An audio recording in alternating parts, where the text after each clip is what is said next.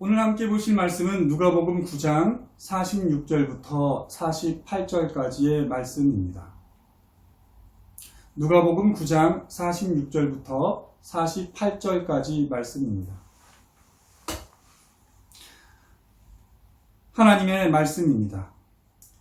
제자 중에서 누가 크냐 하는 변론이 일어나니 예수께서 그 마음에 변론하는 것을 아시고 어린아이 하나를 데려다가 자기 곁에 세우시고 그들에게 이르시되 누구든지 내 이름으로 이런 어린아이를 영접하면 곧 나를 영접함이요 또 누구든지 나를 영접하면 곧 나를 보내신 이를 영접함이라. 너희 모든 사람 중에 가장 작은 그가 큰 자니라. 아멘. 여러분, 오늘 본문을 마태복음과 마가복음을 참고하여 좀 더 자세히 구성하면 이렇습니다.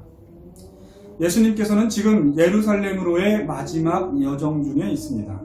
이는 베드로가 주는 그리스도시요 살아계신 하나님의 아들이십니다 라고 고백한 가이사랴 빌립보에서 출발한 여정입니다. 갈릴리를 두루 다니며 말씀을 전하시고 병든 자를 고치시던 예수님의 갈릴리 사역은 어떤 목적지를 두고 떠난 여행이 아니었습니다. 말 그대로 두루 다니시며 말씀을 가르치셨습니다. 그러나 이제 때가 찼습니다. 예수를 따르는 모든 무리들이 깨닫고 있는 것은 아니지만 적어도 베드로의 구체적인 고백으로 인해 제자들은 예수님을 그리스도시요 하나님의 아들로 알고 있습니다. 갈릴리 전역을 두루 다니시며 예수님께서 하신 모든 사역들이 이를 증명합니다. 백성들은 아직 예수님을 선지자로, 엘리야로, 심지어 세례 요한이 다시 살아난 것으로 여기고 있습니다. 그러나 베드로의 고백으로 예수님이 어떤 분이신가는 확실해졌습니다. 그러자 예수님께서 하신 말씀은 무엇입니까?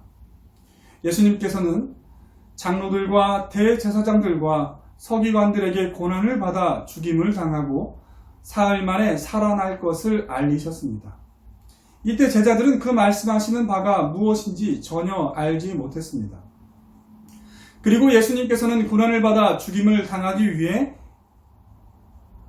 예루살렘으로 올라가는 여행을 시작했습니다.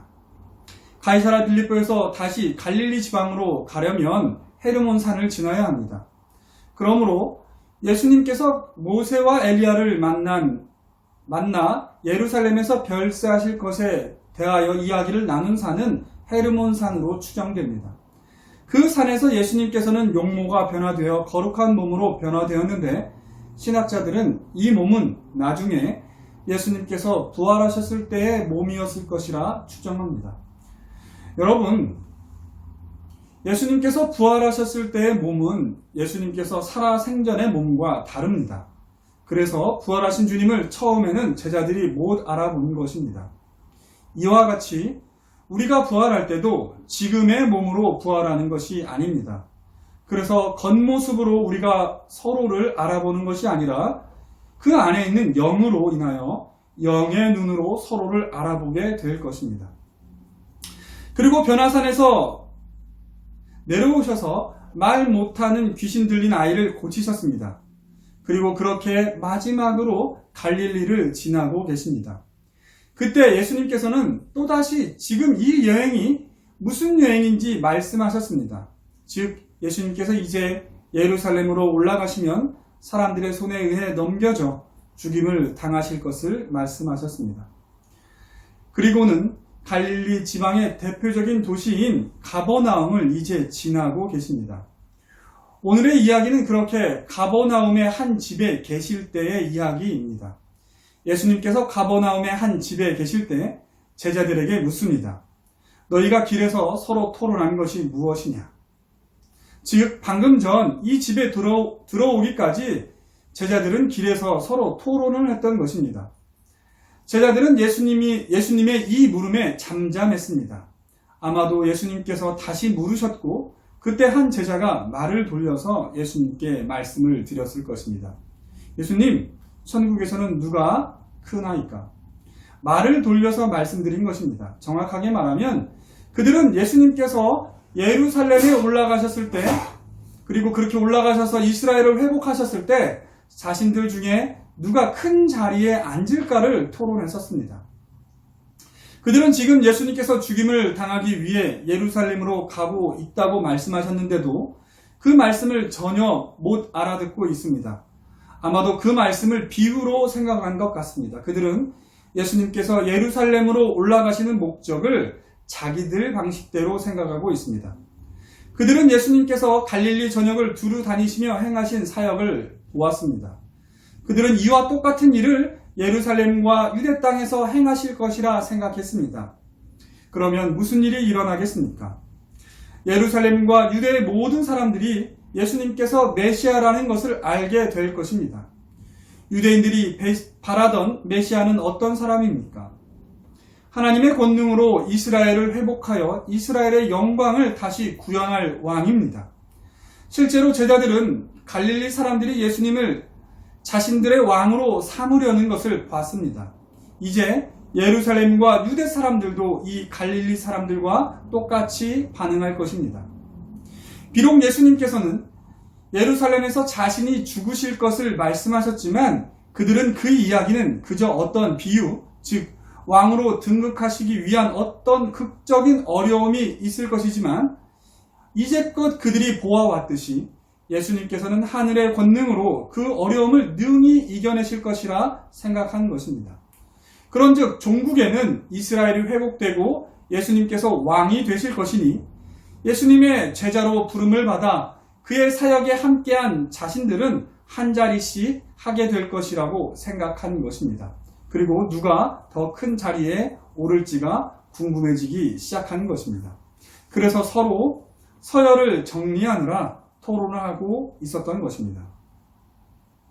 그런데 예수님께서 무엇을 그렇게 토론하느냐고 물으시니 민망하여 잠잠하다가 감출도리가 없으니 말을 돌려 예수님께 물은 것입니다. 천국에서는 누가 크니까? 예수님께서는 제자들이 무엇을 토론했는지 다 아십니다.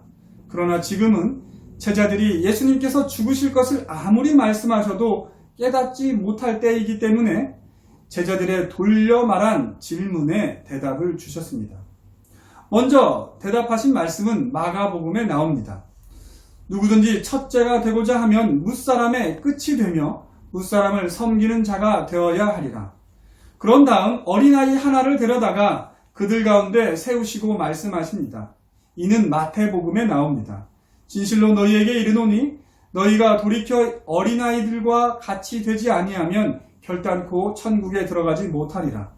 그러므로 누구든지 이 어린아이와 같이 자기를 낮추는 사람이 천국에서 큰 자니라. 그런 다음 오늘 본문에 나오는 말씀을 하십니다.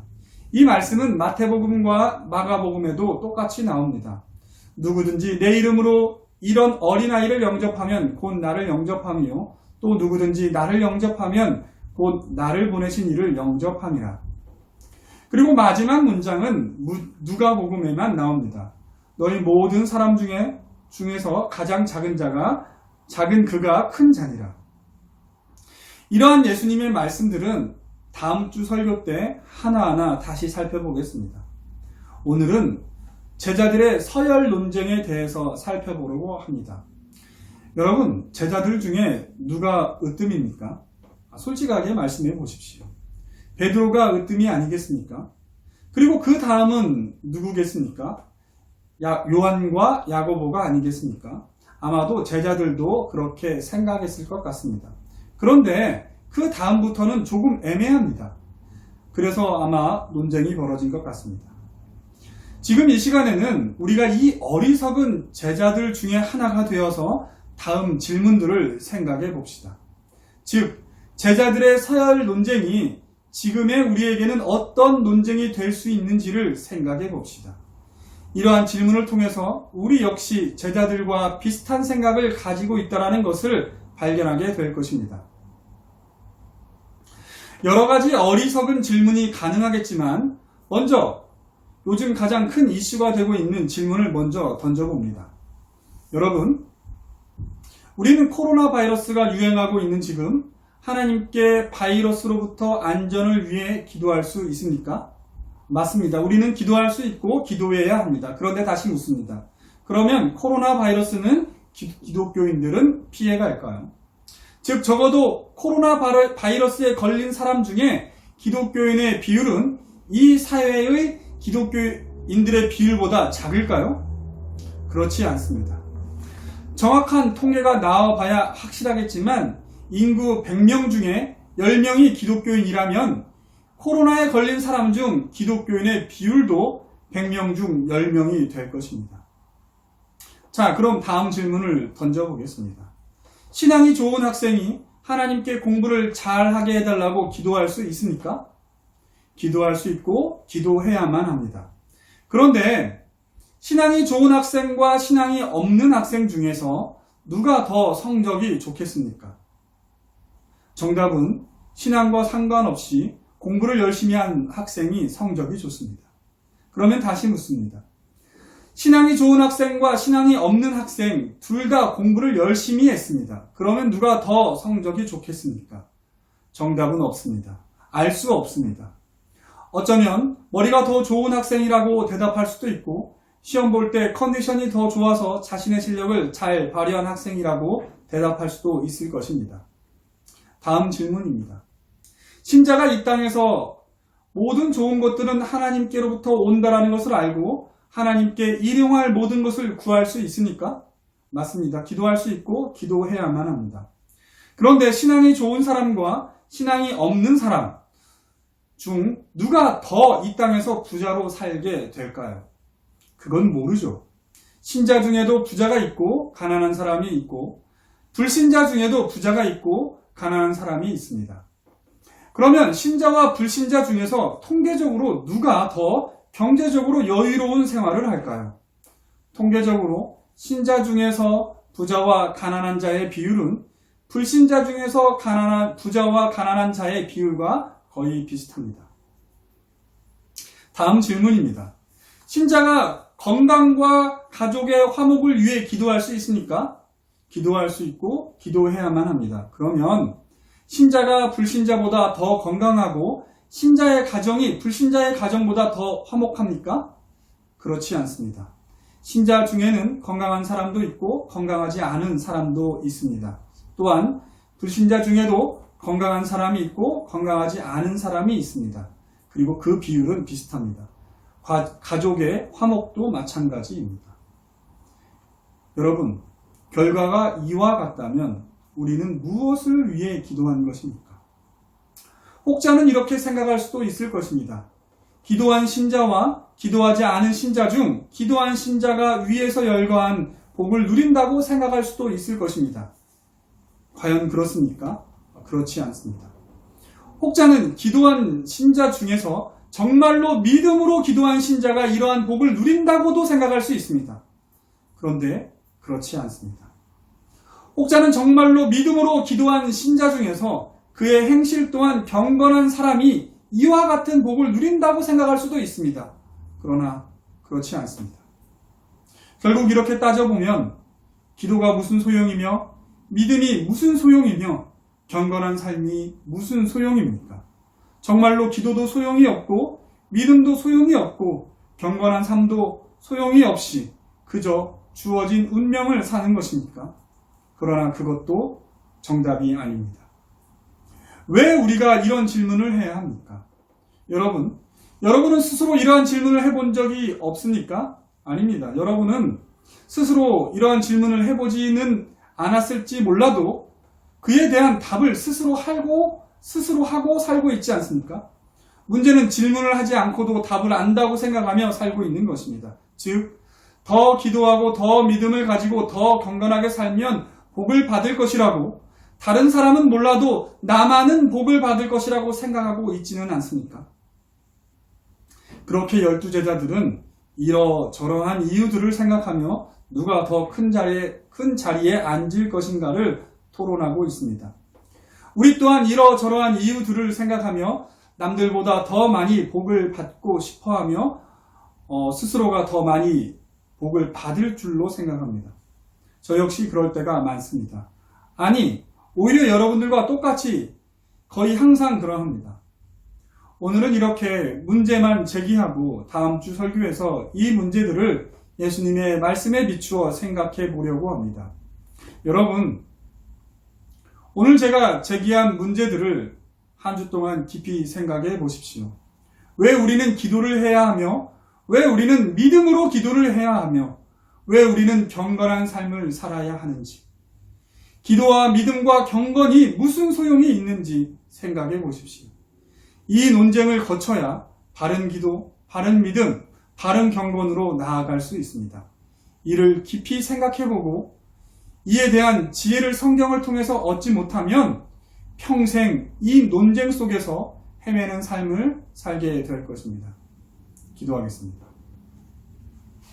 사랑이 많으신 하나님, 오늘은 성경이 말하는 해답은 함께 찾아보지는 않았습니다.